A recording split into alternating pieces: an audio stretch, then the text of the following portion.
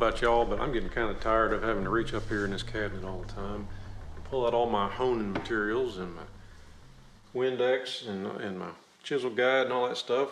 So I've decided that I've got a little extra space over here underneath my miter saw right here. I'm going to build me a drawer for all my stones. And then I've laid out a little design here.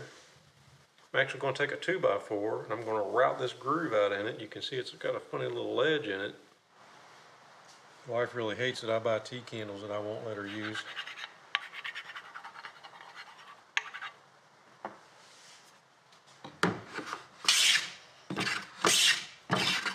That little bit of wax makes such a difference. Well, we got the grooves marked out. We're not going to use a drawer slide. We're just going to put the edge of this 1x4 in this groove here. But now we're going to cut the groove. Now, as much as I like to badmouth power tools, I do use them every once in a while, and this is a good application for a router. I've got a trim router. I don't have one of the big 2.5 horsepower routers, but it'll do the job, and I won't be able to take it all out in one cut. I do plan on cutting this 3/4 deep. So basically, we're talking about a square dado, so I'm going to have to do it in 2 or 3 passes with this. But this is exactly the width of the 3/4 board, the 1x board, that we need to put into it. It's going to be a little bit of a tight fit. So you got to ask yourself, what's the easiest way to make this slot just a little bit wider than this bit? Wrong question. It's a lot easier to make this board a little bit thinner. And people say, well, you just run it through the planer. Okay, don't have a planer, but I have plenty of its predecessors around. This is a Stanley number 4. It is a smoother. I'm going to run this over at just 2 or 3 passes. I could get that joiner back out too. This one does a little bit finer of a job. So I'm going to run this over the bottoms of these boards just a few passes, just to make them a little bit thinner so they'll fit in this slot nice and easy. So let's get that done.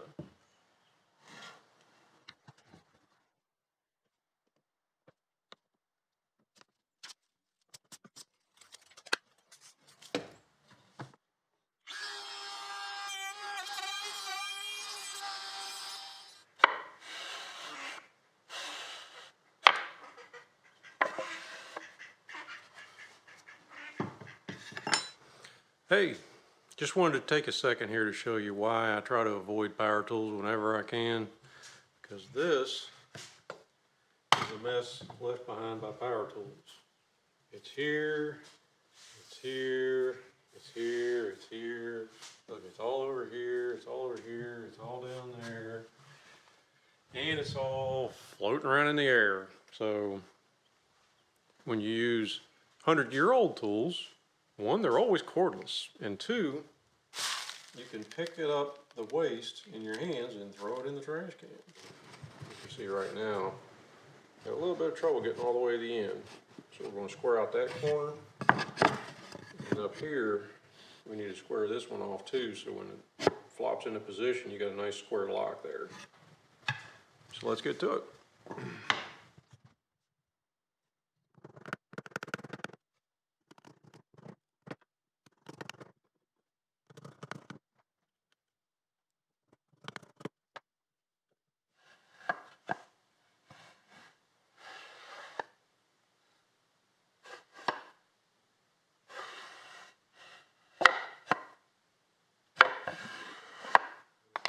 And I'm going to route out, I'm going to use that electric router again, make a mess.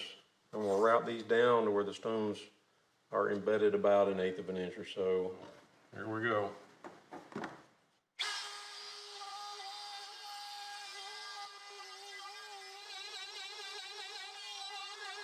And for now, I'm going to clean up this mess.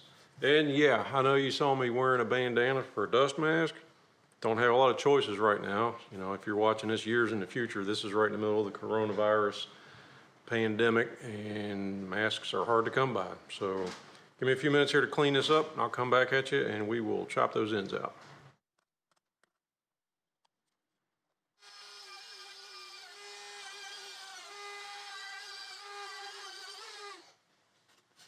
There you go.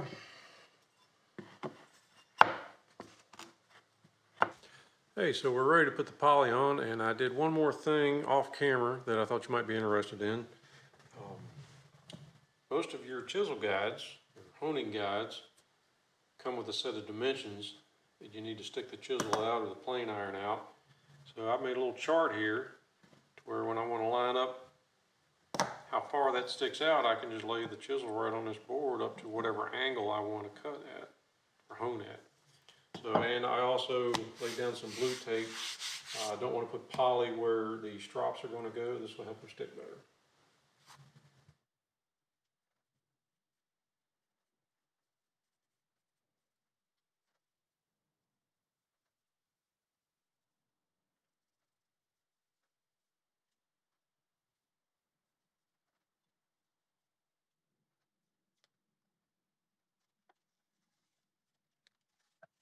Daggone router out again.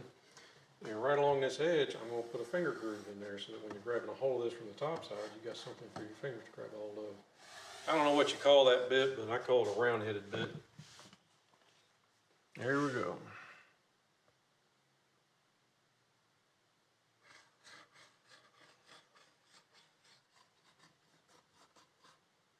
Doesn't take a lot. This stuff's pretty strong. It's not like somebody's jumping up and down on this thing anyway. So all we have to do is flush it up on the front, line up on our two marks that we made. Wiggle it around a little bit, spread that glue around just a little bit. I found that glue acts like ball bearings. Just like Jerry Clower said, hot steel balls. What you screaming about? Said, boy, you got ants in your pants. Said, no ma'am, hot steel balls.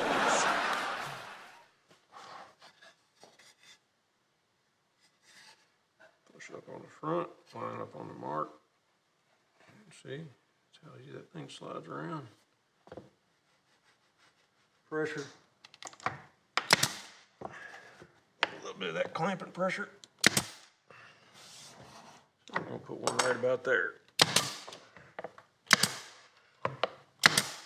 I've gotten both the runners parallel. I've got them clamped down. I'm just doing a mock-up of how this is going to fit up underneath the miter saw back there. And you can see, pull it out, pop it down, you push it back against the stops. A little bit of candle wax on those runners. It's going to ride just perfect.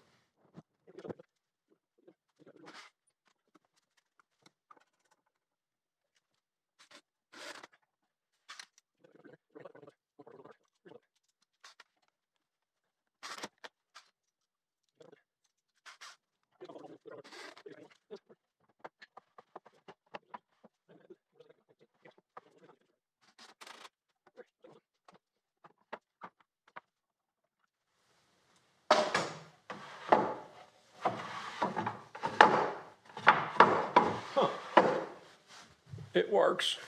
Hey, I was getting ready to lay out the tape, mask off all this area to put the contact cement on, and I just want to take a minute to show you that this is glue, sticky stuff. And you don't need to tape off all this area back here with just tape. You can just use any old piece of paper you might have laying around. This just happened to be laying here, so we're going to use that to take up most of this space. Just to save on tape. No reason to use more tape than you need. On here, now according to this, what it says right there is Vinny's got to go get his reading glasses. They keep writing stuff so small anymore. Shake can. Hold 6 to 8 inches, spray the crap out of it, allow it to dry until tacky, and then apply sufficient pressure to ensure complete contact. So really, it's just contact cement in a can and sufficient pressure. It really just means get out a roller.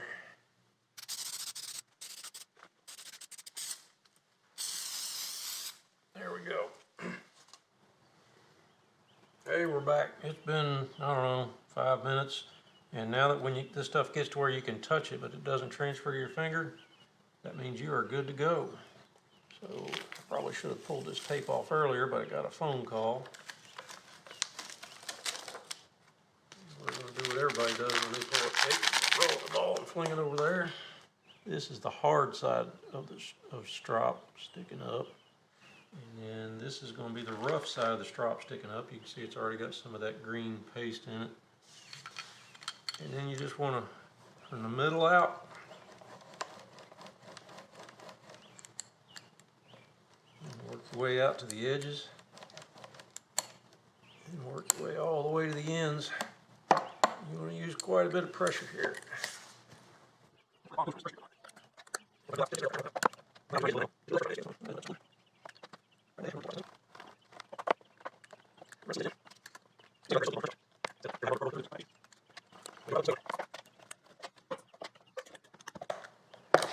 There we go.